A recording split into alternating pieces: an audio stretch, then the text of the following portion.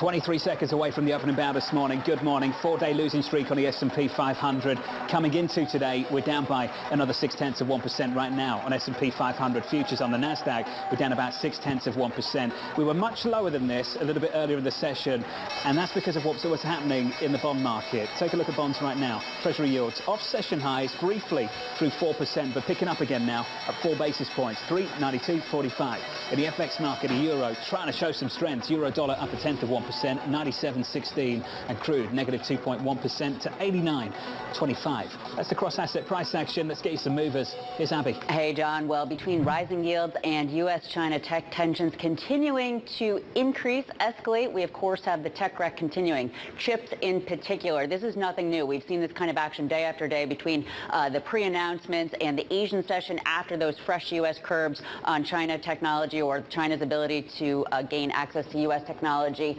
We see big declines in the Asian session. Taiwan Semiconductor plunged a record 8.3%, right now down 4.8% here, the ADR. And it is sparking fears of retaliation. So you can see just, again, continued weakness. KLA-10 Core, the semi-cap equipment company, down about 4%. Skyworks Solution, the Apple supplier, broad-based declines here, John. Of course, the stocks closed at a fresh low yesterday for the year. It's lowest since November of 2020, now down 44%. The big question is, what does this mean for the rest of the indexes? Chips, of course, a tell used in everything that we use. Probably not the rosiest picture, John. Abby, thank you. We're down about 0.5% on the S&P 500. 1 minute and about 30 seconds into the session.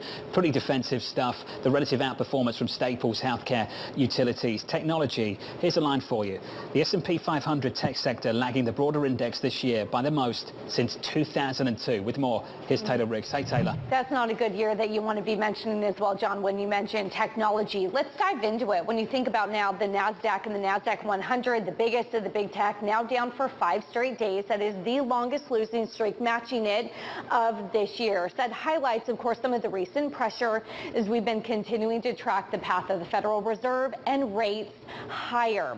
Take a look, and John, I think what was interesting, you talked about different sectors within tech. We've been talking a lot about the stocks, some of the chip makers lately, given the extra curbs that the Biden administration has put on some of the chip makers and how they're doing business with China. But it's also been software. So it's been hardware technology. It's really been all different facets.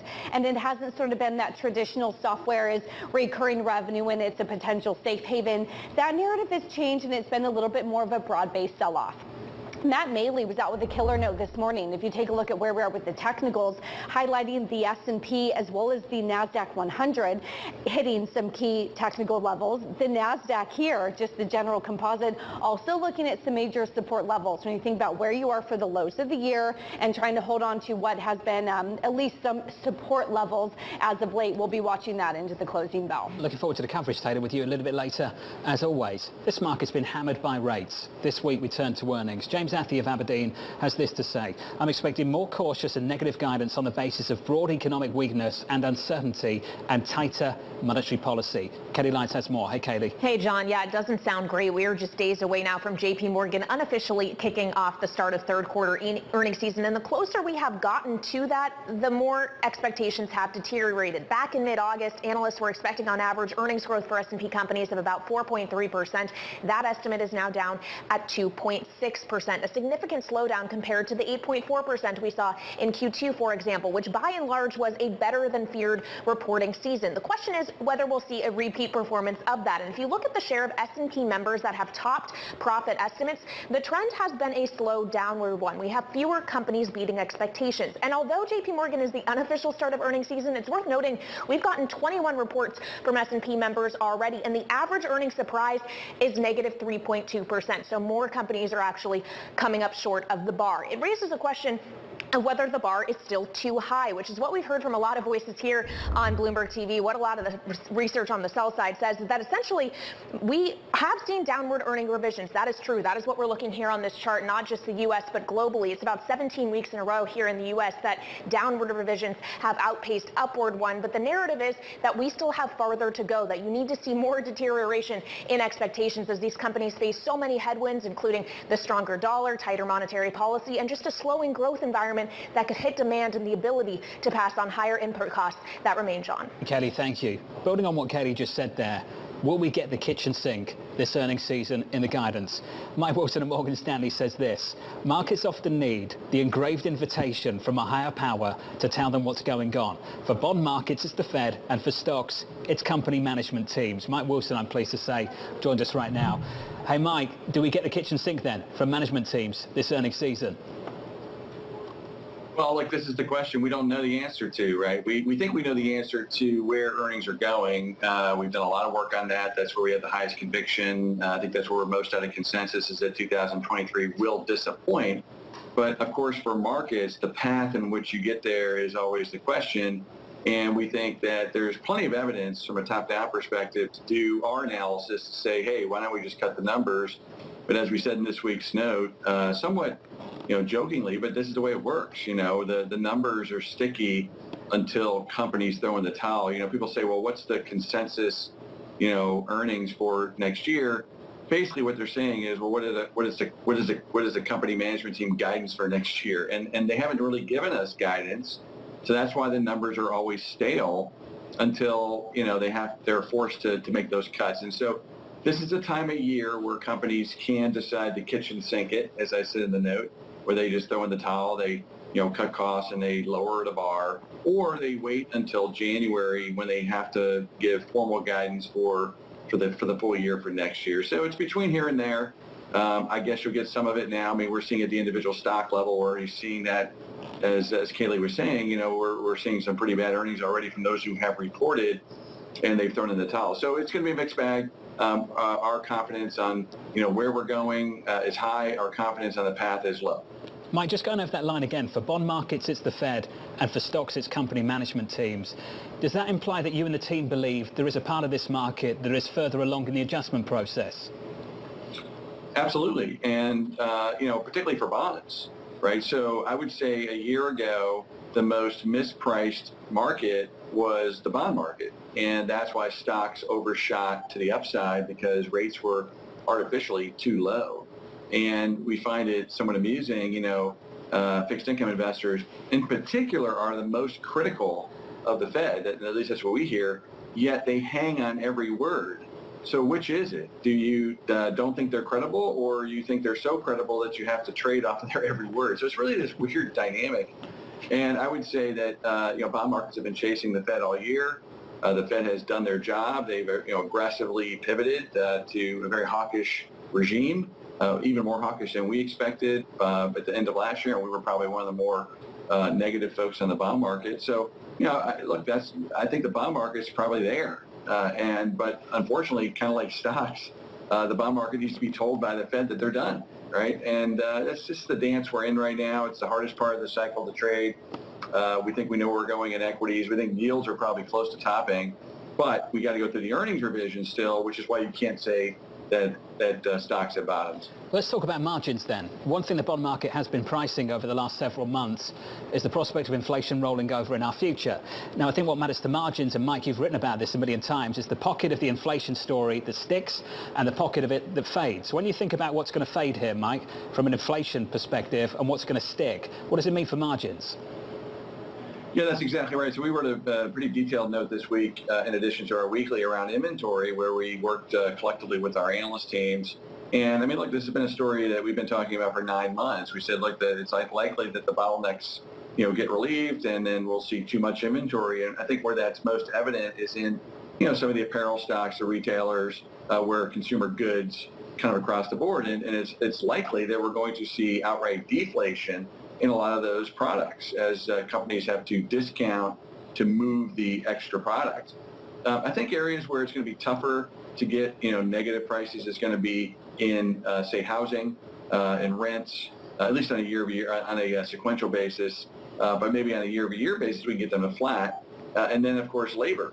Labor now does have the upper hand a bit because of the pandemic, and I think we've moved into a different regime here. Where we're seeing a shift from capital to labor. So I don't think you're going to see labor costs come down. You may see them flatten out, but that could be one of the more defining features of this cycle, John, that actually makes margins worse. And what I mean by that is, U.S.-based companies are very good at cutting costs when they need to, and particularly labor costs. And because of the pandemic and the shortage of labor that may be here for a while, companies may not be in a position to do that as aggressively as they have historically. And if that's the case, then we probably see more margin degradation than even what we're modeling. And I'll just leave you with this. I think that the area of the market that a lot of clients are perhaps underestimating is negative operating leverage. Inflation increases operating leverage. However, operating leverage can cut both ways. It was positive in the lockdown during the pandemic, and now it's in a negative cycle. And we think that's where even we could be underestimating the downside to margin pressure because of that negative operating leverage story, and labor is part of that. Mike, that is a very different market regime than what we've experienced recently and in years before as well. What does that mean for leadership within the equity market, Mike? Where does it come from? Yeah, well, it's more the same of what we've been saying all year, John, and you know this well, which is we're very focused on companies that have what we call operational efficiency. They have their hands on cost. Working capital is not eating up their cash flows. Another feature what we're seeing right now. They're very good at running their businesses, and that's an idiosyncratic feature. It's not a sector feature per se. Now, some sectors can defend their margin position or operational efficiency better. Those tend to be the more defensive areas, where like healthcare is an example. Some of the managed care businesses look quite good in that regard. That's why they've traded well. I would say clearly some of the staples and beverages. That's where we are. And then of course, when we get to the trough, you're going to want to flip it exactly the other direction, because we're not in the camp. I think you were saying a minute ago, we're going to have like negative returns or flat returns for the next 5 years. That could be true point to point, particularly on a real basis after inflation. But there's going to be tremendous trading opportunity on the upside, just like there was in 20 and 21. However, we're still in the down cycle right now. So the way we're thinking about the next 5 years, John, which is probably different than most, is we're in this boom bust period. And we're in a bust period right now. We'll get through it, and then there's going to be another boom. So, as soon as you get your head around on the bust, it's probably time to start thinking about the upside. And that could be within the next 3 to 5 months. Well, Mike, this is the perfect time to have this conversation then, because right now on my screen, we're making new lows for the year. The new low for the year, 35.82 on the S&P 500. Are you saying in the next few months, Mike, you could change course? And I think we should build on that a little bit more, because the risk, as always, as you know, is to become married to a worldview. Super bearish, become married to the position. You can't make the turn to come back into the market. Mike, I know that you haven't done that over the last couple of years. You were super bullish out of the pandemic, and then you turned. What's going to make you turn, Mike? What's going to make you that little bit more bullish, to have that rip that you're looking for? Well, the same thing we did in 2020, or that we did in 2017, when we found ourselves out of consensus. It's, you really are sold out. We could argue we are now. But then our fundamental metrics are telling us that we're at a rate of change low. So we're pretty disciplined around that. We don't get everything right, but one thing we tend to be early. We're usually not late. Of course, right now being early can be quite painful. I don't want to get too bullish here, because people then will construe my words to say, hey, here it's time to go, and that's not what we're saying. We're saying there's still, the last couple of innings of this bear market could be quite painful. Okay, but you got to be ready for when that price gets to an attractive level. If it was 5% away, John, I would say fine. But we still think, kind of low 3,000s, even 3,000 is really where we're probably going. And so, as we go through 3,400, 3,300, kind of towards the low 3,000s, we've heard other people kind of throw those numbers out too, kind of nonchalantly. It's like, that's a big move, so you don't want to be too early in sort of getting your head around on that. But the things we're looking for the most is rate of change on earnings growth and revisions. Valuation can be the other way we get there, which is how we got there during the pandemic. Equity risk premium really blows out. And then, of course, we'll start to see, the whites of the eyes in terms of, say, economic growth, which will actually cause the Fed to pivot. They're not there yet. Okay, so those are 3 things that we're very focused on, and it's just the cake is just not baked yet. We're going to talk to you before that cake gets baked, I'm sure. Mike, thank you, sir. As always, Mike Wilson there from Morgan Stanley on this equity market. We're down for a 5th straight session on the S&P. We're down 0.75%, and we have new lows for 2022. Up next, Golub Capital CEO Lawrence Golub joining Lisa Abramowitz from the Greenwich Economic Forum. Looking forward to that from New York. This is Bloomberg.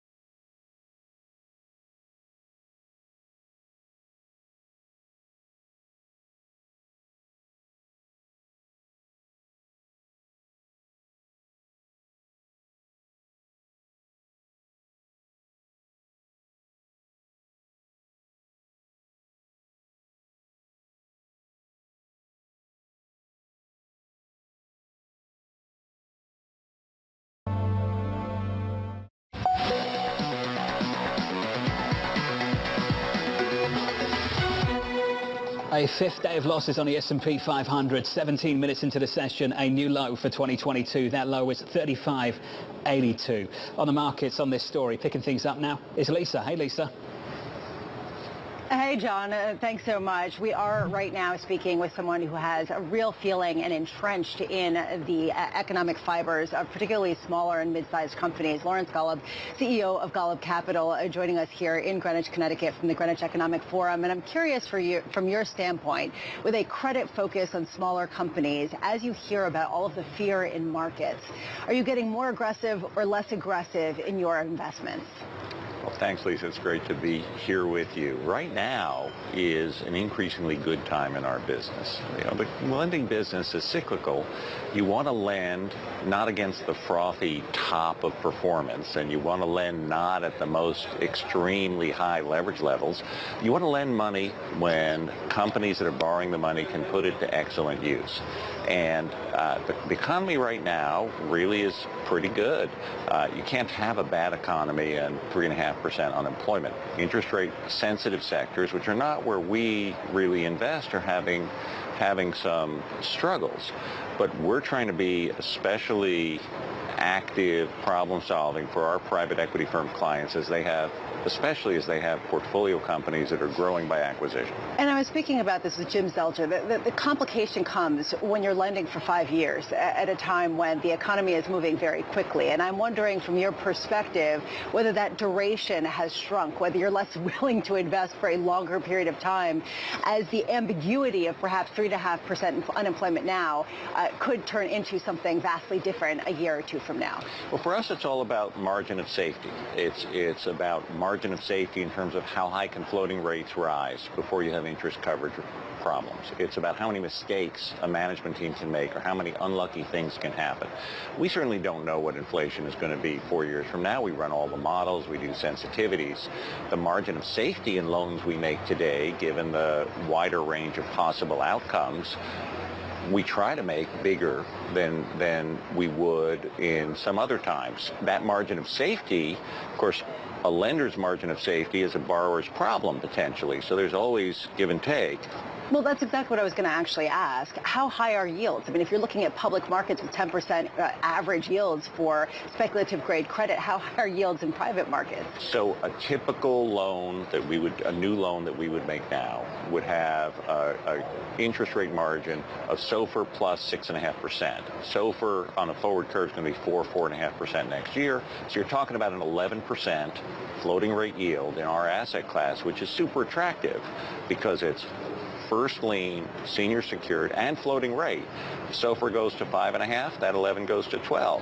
So you have built-in protection against inflation. The private credit markets are pretty attractive on a risk-adjusted return basis right now. You raised the issue of if yields go too high, it becomes a problem for the borrower, which is a reason why when yields go way too high, it can become a problem. Based on what you're seeing, just in the nuts and bolts, I know you put out a mid-market report, you start to look and strip away the large storylines and actually look at the details. How well or how not well are companies doing in this very quickly moving cycle? We're seeing greater dispersion. We're seeing greater dispersion between industries. We're seeing greater dispersion among companies within industries. I think one of the things that our business is based on is lending to private equity-backed businesses, which helps a little bit because private equity firms are very good at noticing issues and intervening in issues.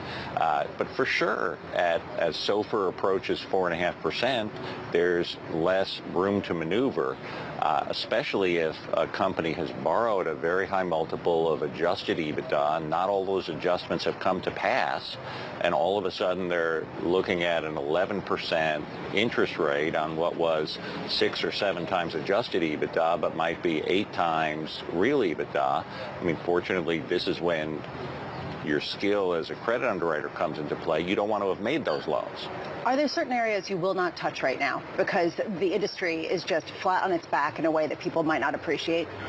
So we really stay away from businesses that rely on consumer tastes and consumer preferences. So for example, we do a lot of mission critical business to business software, but we won't do business to consumer software. And there are parts of business to consumer software that are booming. There are some that have, hit some bumps. But we're just not smart enough to pick the winners and losers. And back to the 5 years. Even if we were smart enough to pick winners and losers, we're not smart enough to pick 5 years worth. But are there industries where traditionally you have liked them occasionally, but have seen deterioration that is so dramatic that it has you concerned? Well, specialty retailers who are mall-based, businesses that have very high demands on lower skilled labor content. We would have, for example, probably considered a loan to a franchisor who had a lot of operations in California. With California's minimum wage increases, you got to worry about the health of the franchisees. So something like that we'd be more conservative about right now. And what are you concerned about going forward in terms of this default cycle, right? I mean, a lot of people talk about where we are. Where are we in terms of the repricing, let alone companies actually running into trouble? So we're expecting muddling growth. If we have muddling growth, we're not going to have a massive default cycle like we did in the financial crisis. I think what we're looking at are company-specific issues where the early intervention can really make a big difference by figuring out, do they need more capital? Should the company be sold to an industry player? I think that we have to keep our eye on inflation because inflation correlates with what SOFR is going to be in the future. I mean, we're all very concerned about interest rates going up, but SOFR is still negative in real terms. If you look historically at Fed funds, the historical average of Fed funds before the financial crisis was 5%. We're not even up to average yet. You said that you work with a lot of companies that are private equity backed. Yes. Those that are not, do you find that they have a harder time getting equity investments and are turning to debt more frequently, that you're getting better terms and that you're having better claim on a company simply because private equity perhaps is in that much more of a world of hurt? I wish, but not the case. Private equity borrowers are so tough and smart. They don't let us get away with anything. We have great relationships. So we've done multiple deals with over 200 private equity firms. But they're looking for a reliable partner who helps the portfolio companies grow. They're not giving anything away. And private equity firms don't have a shortage of debt capital. I think one of the interesting trends that will play out over the next 12 months is the pace of new deals by private equity firms. Right now, the S&P is approaching new session lows. We are seeing the sell-off accelerate as yields continue to climb. At what point will you move away from floating rate loans and start to want to have fixed rate instruments again? We won't. We're in the floating rate business. We Sure. match fund. We take the inflation issue. We take the interest rate risk off the table as traditional senior secured lenders. So we won't do that. I think that the degree to which we take some junior capital risk, whether that's floating rate or fixed rate, is a little bit cyclical. And to us, that's less about what interest rates are doing and more about our own thinking about forward profit growth. In our middle market report, we had very robust growth in revenue, but the growth in profit was really not that great. And now it's comparing to a year ago, which were boom times. But we're having an economy now where the economy is growing, GDP is growing, interest rates are going up, but it's getting harder and harder to achieve profit growth. Yeah, another way of saying margin compression. Lawrence Golub, thank you so much of Golub Capital. John, back to you. Hey, Lisa. Thank you. Great work this morning. Thank you very much. New lows for 2022 on the S&P 500, 35.78. Just off those lows right now. The S&P down by 0.9%. From New York City, thank you for choosing Bloomberg TV. This was the countdown to the open. This is Bloomberg.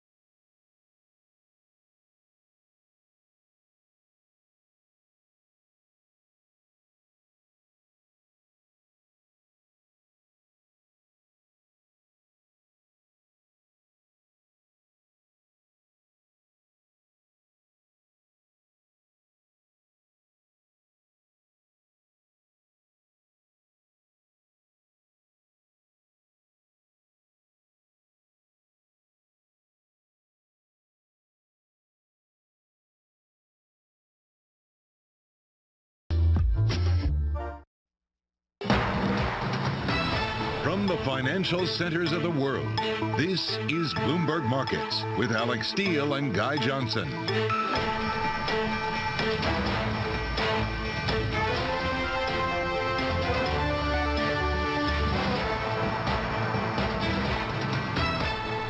It is 30 minutes into the U.S. trading day on this Tuesday, October 11th. Here are the top market stories that we're following for you at this hour. The worst is yet to come. A grim outlook from the IMF, cutting its global growth outlook for next year. We're going to speak to Pierre-Olivier Gorinches, IMF chief economist.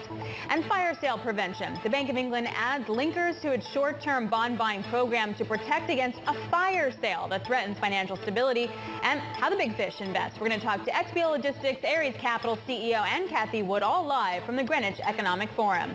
From New York, I'm Alex Steele with my co-host in London, Danny Berger. Guy Johnson is off today. Welcome to Bloomberg Markets. Danny, it's always a treat when we get you in the seat, particularly on a day we're looking at real rollover here. The S&P is now down a full 1 percentage point, half an hour into the open. You're looking at lows for the year as yields in the back end really pop higher. It's painful, and not to mention that we've had warnings from Jamie Dimon, the IMF, both essentially saying the worst is yet to come. Alex, if this isn't the worst, I fear what that actually looks like, especially here in the UK where it feels like we're just teetering on the edge of dysfunction. Yes, and also the kind of volatility that we're going to see. I feel like there's a lot of preparation for what happens on CPI on Thursday. Then you get PPI tomorrow, and sort of what are we looking at? You get a hot data, and we're going to have huge market reaction. Cold data, then we're back to the Fed pivot. Yeah. There's a lot of whippiness that's going to happen over the next 48 hours. Yeah, JP Morgan says the sell-off could reach 5% in equities if we have a hot CPI number, which, Alex, segues perfectly into our question of the day. It is best protection. What is the best protection in this extremely volatile environment, considering that all of a sudden treasuries are not safe anymore? Treasuries are being very volatile, usually an asset class, Alex, with just these tiny moves every day. Yep, and then what do you do with it? You were taking a look at individual puts, for example, for some individual stocks. They're really moving higher, but the skew is off its lows, and that measures the puts versus the calls. When it's high, it means there are a lot of puts versus calls. That's not near the high, so kind of where the risk then is in the market. Well, joining us now is Noor Al-Ali and Kriti Gupta from Bloomberg. Guys, let's kick this around for a second. Kriti, what's the best protection right now?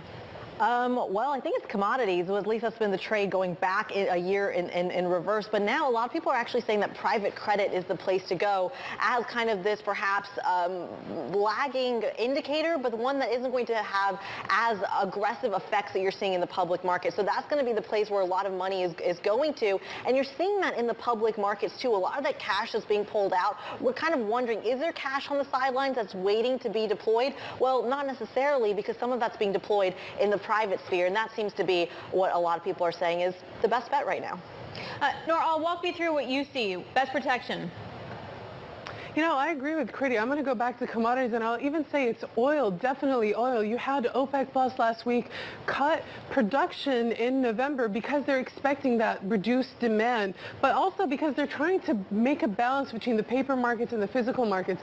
The paper markets have fallen, some 30%, more than 30% between September and June, and now you're starting to see the oil, Brent, WTI really prop up. I think 100 is around the corner, and it's definitely headed in that direction. It'll probably take a headline or two, or just some more bullish sentiment. But there's more conviction in the market. You're seeing the backwardation time spread really has steepened recently. You are seeing more bullishness in the market overall, and the bulls were just waiting to come in, and now they're there. So if, Noor, the asset for protection, it's now oil, it's now commodities, what does it mean to lose treasuries as that haven? I really love Andy Brenner from That Alliance puts it as risk-free assets are no longer trading as risk-free. What does it do to a portfolio when the port in the storm is gone?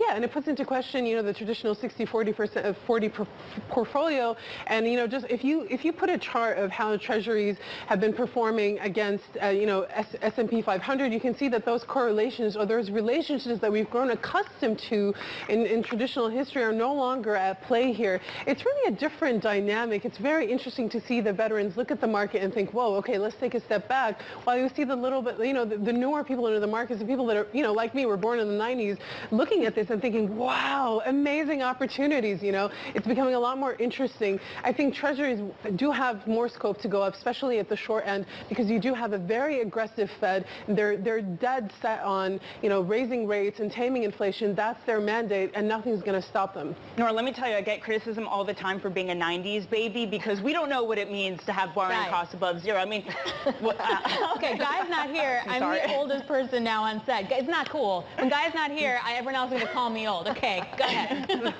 we don't have to actually talk about it. And now I'm about to do something awful and bring in another 90s baby. Critty, I want to throw it back to you. I mean, okay, look, it is a different world we're investing in, right, Critty? I mean, it is a world where there's QT. That experiment hasn't been done before.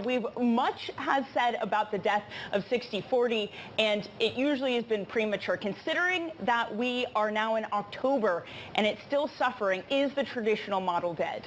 You know, I would argue that it's maybe not, and here's why. Because when you do see some of the really brutal risk-off days, think when we're talking about a development in the war in Ukraine, think about when we're talking about the UK gilts market kind of blowing up as well. These are major risk-off events, and you can still see kind of the go-to still outperform. For example, you do still see a bid into treasuries. You do still see a bid into gold and the dollar at the same time. And when you see that happen at the same time, it signals that acute stress in the market, given that there is still that inverse correlation baked in. I think there is kind of this impulse flight to safety, go back to what feels comfortable, but because you're only seeing them in small doses, it feels like they're dead for the long term. That being said, if you follow what the IMF is saying, that the 2023 outlook might actually be even worse than what you're already seeing in 2022, I think that the bull case for treasuries, the bull case for gold, the dollar, it all gets stronger going into 2023. And I think right now we kind of miss that simply because we're dealing so much with this kind of hawkish Federal Reserve and a very hawkish global monetary policy setting. But when things get really bad, when we're in really big crisis mode, think global financial crisis, think COVID 2020 March crash, you're going to see those same traditional favorites become favorites again. I really don't want to think of those times, being old enough to remember things. Anyway, but to that point, Critty, you know, Karen Ward wrote in the FT in an op-ed saying that it's almost time to buy treasuries. Like maybe almost for once yields are good enough to think about it. Mike Wilson was just on the Open talking about he still sees the S&P falling to the low 3,000s, but he's thinking about things. The cake isn't in the oven yet, but I get the sense that he's gathering all the ingredients. What do you think it's going to take to pull the trigger on that? Like what do we need to get through to get there? Well, a lot of people are saying that 2% on real yield is what's going to be that major pivot point to bring the traditionals back into vogue, basically. And so there is that point on the bond market. And I think it's interesting because we're talking so much about equities and when the FX market might see some sort of dollar turnaround, but it really all comes right back down to the bond market, and it's coming back down to real yields because at the end of the day, even if, as Nora suggested, there is a very popular trade in commodities right now, that is not a forever trade. And if you are betting on a recession or expecting one to come, the first trade that gets hit is commodities because it's basically a bet on growth, even if you do see shorter supply. So I think it's going to be that 2% on real yields that a lot of people are watching. You know what's also interesting too, Nora? I was looking at Lyle Brainerd's speech from yesterday, and aside from the headline stuff, she talked about how there's lots of room for margin compression, that in order to help reduce goods inflation as demand cools, inventories increase, and that really said to me that, guys, suck it up. Deal with the margin compression companies. We're not going to bail you out. And that doesn't feel that good if I'm looking at the stock market. No, absolutely it doesn't. And look, I'm going to give you an example from the UK because we are in London. And, you know, the whole concept of compressions and margins, especially when it comes to pensions, is something that not a lot of people can stomach. Even the BOE had to step in and say, okay, we're going to have to step in here because this is a financial stability issue. And when you start talking about things like financial stability, that's when you start talking about quantitative easing and how soon are we going to get back into a pivot. I know we've spoken a lot about this last week, and I'm not going to bring up, you know, the scary P word, but there is a lot of scope here to start thinking, is the Bank of England, you know, not saying they're pivoting because this is a market stability, you know, interaction and intervention from their side, but to what extent, you know, how much can you keep providing liquidity in a market that you're trying to come in and stabilize inflation by raising rates? You know, when you've got the fiscal and the monetary aspect, they've got to work hand in hand with each other. You know, yes, definitely people can suck it up, absolutely, perhaps, but in the UK, I don't think that the markets are telling, you know, the government, the Bank of England,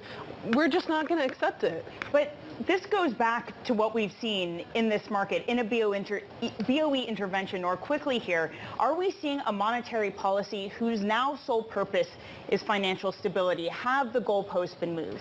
I think to a fair extent, that's, if you look at the Bank of England's website, they tell you we've got the monetary policy aspect, but we also have another mandate of financial stability. It's incredibly important. And when the market starts coming for people's pensions, look, this is a government that went into lockdown, and time again, Boris Johnson came out on the podium and said, we're doing this to protect the vulnerable. During the lockdown, that was our primary concept. And we've gone through years of hardship now. After Brexit, you've had COVID. Now you've had the pound trading at 110 against the dollar. A lot of people talking about parity. Options traders getting very excited about these prospects. But again, I think when you come back to it, stability in the market is imperative for the Bank of England. They cannot, reach and talk about their inflation target when you've got basically mayhem back home. They're putting out fires, but they still have that big elephant in the room, that fiscal policy that still needs to be addressed as something that's quite interesting for markets at least. Yep, and that's pretty much what the IMF has also said. We'll get that in just a moment as well. Guys, thanks a lot. Really good conversation. Bloomberg's Kriti Gupta and Noor Al-Ali. Thank you very much. So coming up, it is more of our question of the day. Where's your best protection? We're going to break it down with Sarah Hunt, Alpine Wiz Portfolio Manager, next. This is Bloomberg.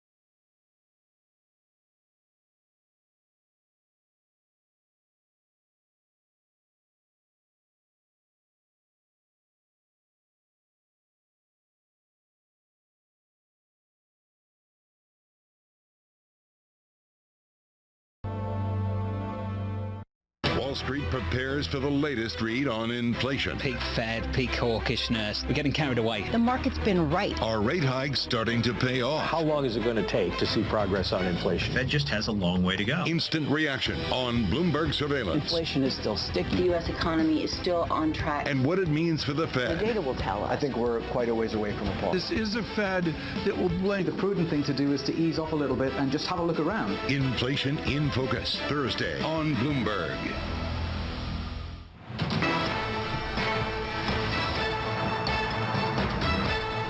You have to have the bond yield give you something. I don't know what that is, but that brings it above 4.5% to some other number. And you have to have relatively tight money, which means that you have a fairly flat yield curve. So I don't know whether that's 4.5% or the economy could not take an interest rate much higher than that before it's going to be negative. That was Bridgewater co-founder Ray Dalio speaking with us from the Greenwich Economic Forum earlier today. Let's go back to the question of the day. Best protection? What is it? A lot of stuff happening in the next couple of days. Let's ask Sarah Hunt, Alpine Woods Portfolio Manager. It's a simple question. Best protection. it's a tough one in this market. And I have to say that, I mean, again, you go back to bonds and stocks were acting in concurrently and going higher and everybody was happy, and now they're going concurrently lower and nobody is happy. And I think that that's, then you start to look within sectors and say, okay, things where you have, which is surprising, reasonably good dividend yields. Not so much the REITs, but some of the other stocks that have reasonably good dividend yields. Companies that are buying back their stock, companies with good balance sheets. Those are the companies and the strategies that have been working the best this year, but it's still a tough year because you still have, you still have assets coming down globally, and to the extent that people sometimes are afraid to hold cash, we're happy to hold a little extra cash here because it just seems like there's so much volatility that that's the opportunity lost in fixed income isn't lost if the principal comes down. How much cash are you holding? We're holding higher than we normally would. So if normal range would be 0 to 5, 5 to 10, 10 to 15, depending on the portfolio and depending on a number of things, including when people are looking to access their money, because that's also an important component. Sarah, do fundamentals even matter right now? And I ask that because we get folks like JP Morgan saying if CPI comes in hot, stocks are going to fall 5%. Do we really care about CPI when the Fed is on all-out hike mode?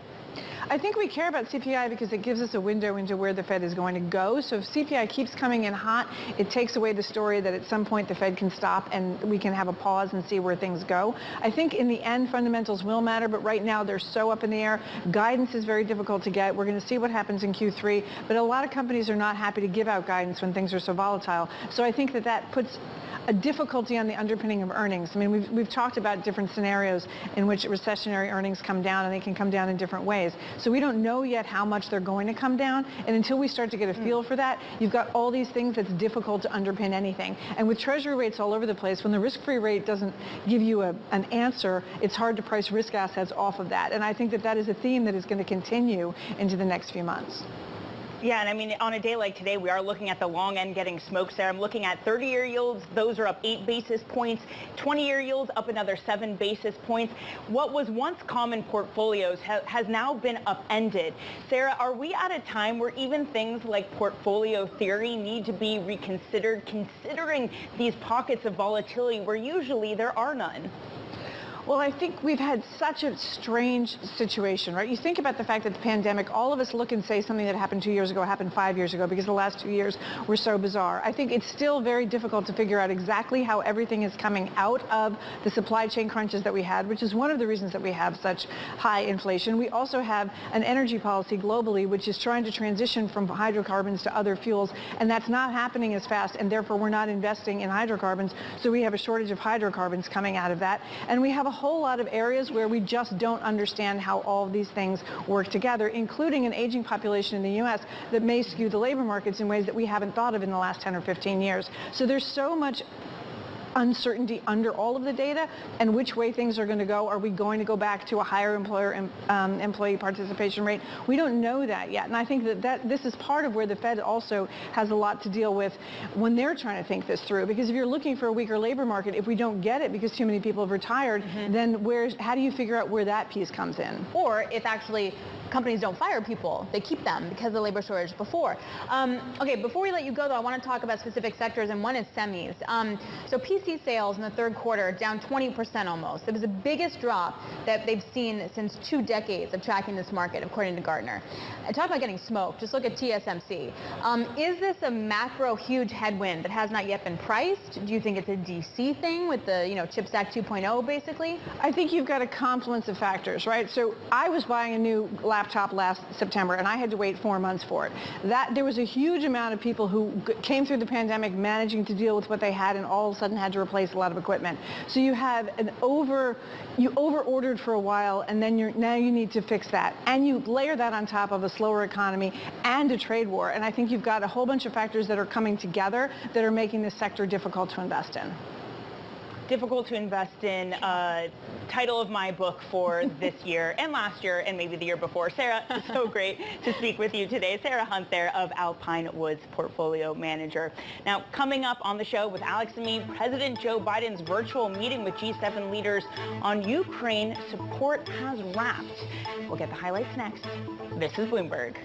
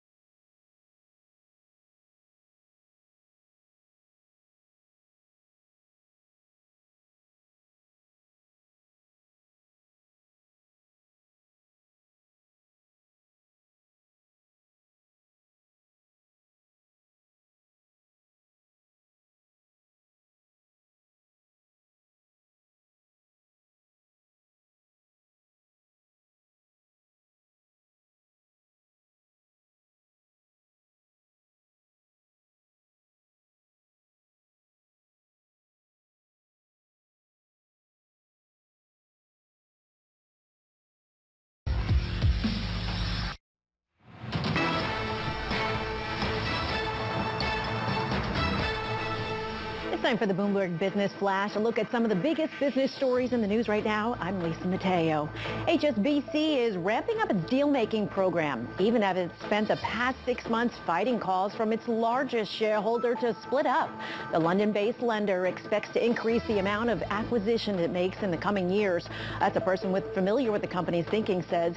Now, further disposals are also expected, but will likely be matched by purchases. Credit Suisse faces a shortfall of as much as $8 billion in 2024, according to Goldman Sachs. It's a further illustration of the troubles facing the Swiss lender. Analysts estimate a hole of at least 4 billion Swiss francs and say an equity raise would be prudent given the need to restructure the investment banking operations at a time of minimal capital generation. The heads of the IMF and World Bank are warning of rising risk of global recession. IMF Managing Director Kristalina Georgieva says higher interest rates are adding to debt pressures on the developing nations. She says about a third of the world economy will enter recession this year or next. And that's your Bloomberg Business Flash. Alex. All right, thanks so much, Lisa. So President Biden's virtual meeting with G7 leaders on support for Ukraine is just now wrapped. We also heard from NATO Chief Jens Stoltenberg earlier on Russia's lack of progress in Ukraine. President Putin is failing in Ukraine. His attempted annexations, partial mobilization and reckless nuclear rhetoric represents the most significant escalation since the start of the war. And they show that this war is not going as planned. And joining us now is Bloomberg's Emery Herdern from D.C. Hey, Emery, what was the readout from that G7 call? We don't have the readout just yet from the White House, but what we do have is that we're expecting a draft of the G7 that Bloomberg was able to look at is that they are going to really maintain this strong alliance, especially as you had President Zelensky joining this call, and they're going to say they're going to do whatever it takes when it comes to aiding Ukraine, backing Ukraine, whether or not that's security, militarily, or funds to help them, of course, fight in this war. And really, Alex, for many of these leaders, what you heard over the past 48 hours is just the fact that they want to make sure that they are talking about the strength of this alliance in the wake of what we are seeing, these missile attacks in Kiev. A lot of it is hitting civilians, things like daycares and playgrounds. At the same time, the fact that they also discussed, of course, energy policy, because what Zelensky had warned about immediately following those attacks is not just that it's going after people and civilians, but it's going after the power infrastructure. And what you are seeing in Ukraine is rolling blackouts and the fact that they actually cannot export that power to Europe. Yeah, you see that jitteriness in the nat gas market right now after attacks today. Kiev talking about the fact that they might not be able to export some of the electricity to neighboring countries. And Maria, I do wonder also when it applies to energy policy, countries are going to have to spend more to make sure things don't go out of hand. Germany's proposal, some 200 billion euros. Does that spending make it more difficult for Europe, for the unity to continue to spend and support Ukraine? Of course it will. This is going to be an incredibly difficult winter for Europe. I mean, in the United States, what you're likely going to see potentially, if you have higher oil prices, is going to be higher gasoline prices. We're already seeing that across the United States. Right now, the national average is at $3.92 a gallon, but in places like Nevada, it's actually north of $5. But in Europe, Danny, to your point, it's going to be incredibly challenging. I mean, you have the French finance minister like Bruno Le Maire saying he's going to be wearing turtlenecks this winter, and the next day, Macron showing up to a press event in a turtleneck. You have monuments in Europe shutting down their lights at night to save and conserve energy. And we're not even really into the depths of winter yet. So it's going to be incredibly challenging. They're going to want to see how much of the oil they can maintain on the market right now, but making sure they're not giving those profits to Putin. And that would have to come into implementation when you talk about a price cap. And that'll be a big discussion this week when IMF gathers in Washington. Quickly, Emery, when do we think we're going to see more weapon delivery and more support in that capacity from the West to Ukraine? It feels like talk and support's one thing, but at some point you got to show the actual support. Well, that's a great question, Alex. But what we are actually seeing from the United States is in August, they announced this air defense missile system that they were going to be sending 6 of over to Ukraine. What we do know is that 2 of them are either there or en route. But there is also a bit of a timeline lag in the sense that these aren't the Soviet-era defense systems that the Ukrainians are used to. These are new systems that not just the delivery takes time, but also the training takes time. But this was key for the Ukrainians. They want Russia labeled a terrorist state, and they want more of the defense missile systems. But the U.S. is providing them. Anne-Marie? Anne-Marie, just out of time, thank you so much for joining us. Bloomberg's Anne-Marie Hordern there. Now, coming up, we're going to talk IMF and the gloomy global outlook they have. We'll be speaking with the IMF chief economist. That's next. This is Bloomberg.